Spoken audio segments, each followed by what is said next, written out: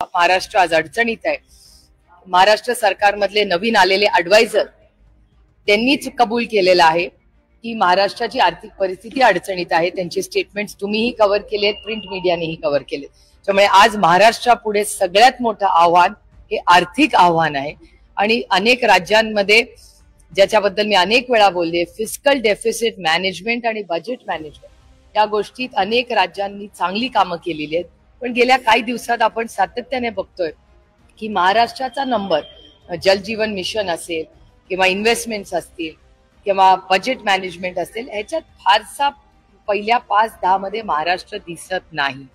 काल तर एक रिपोर्ट आलेला आहे, त्याच्यात पहिल्या 10 म्हणजे विकसित राज्यांमध्ये पहिली 5 जी राज्य आहेत ती डबल इंजिन पण वाली नाहीये, ती सिंगल इंजिन वाली आहे। त्याच्यामुळे मला कौतुकी वाटतं की हे डबल इंजिन सरकार झालं तरच विकास होतो वगैरे, या भ्रमातून मला असं वाटतं हा रिपोर्ट केंद्र सरकारचाच आहे, आमचा नाहीये कोणाचा।